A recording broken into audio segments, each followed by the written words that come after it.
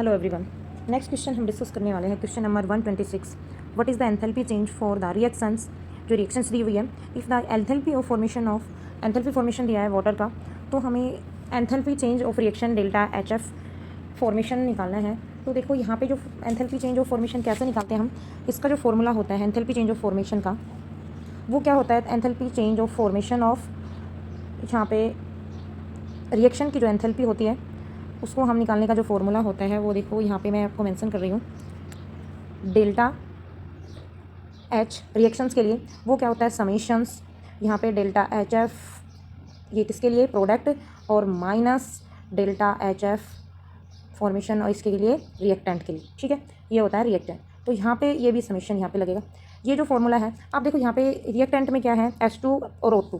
ये standard state होती है S2 और O2 गैस की फॉर्म में। स्टैंडर्ड स्टेट में जो एंथैल्पी होती है वो जीरो होती है, यहाँ भी जीरो हो जाएगी और यहाँ भी जीरो हो जाएगी।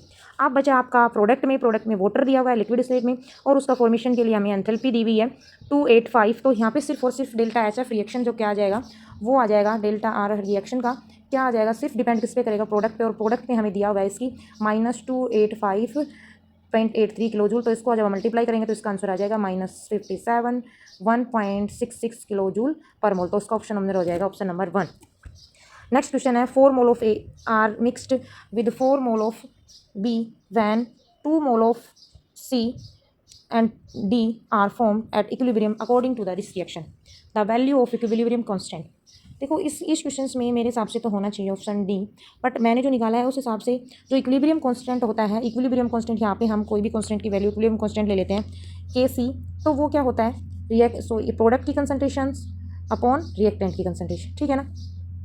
अब यहाँ पे प्रोडक्ट की concentration 2 mole of C and D, and यहाँ पे दिया 4 mole of A and 4 mole of B, और सी और डी के 2 मोल दिए हुए हैं। मेरे हिसाब से तो ऐसे होना चाहिए कि यहाँ से के सी, इसके तो 2 प्रोडक्ट के तो 2 मोल हो गए, तो 2 और 2 4, और इसके क्या हो जाएगा 4 और यहाँ पे 4 4, तो यहाँ पे क्या हो जाएगा 1/4। तो इस हिसाब से इसका आंसर आना चाहिए, के सी की वैल्यू आ जाएगी, यहाँ पे इसने वाई लिया हुआ है वाई, तो इसकी आ जाएगी y4। ठीक है ना। बट इसका जो आंसर है वो अभी डाउट है मुझे, इसका क्लियर आंसर पता नहीं है। मेरे हिसाब से आंसर डी आएगा y4। नेक्स्ट है question number 128 on reduction of KMnO4 by oxalic acid in acidic medium, the oxidation number of Mn change, what is the magnitude of the change।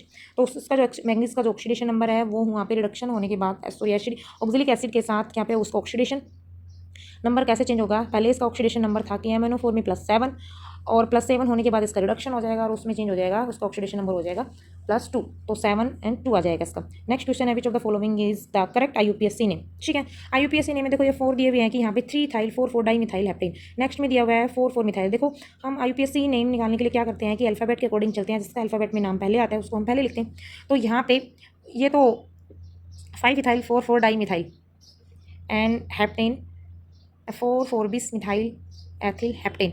तो इसका आंसर आ जाएगा 3-इथाइल 4,4 dimethyl heptane, option A. Thank you.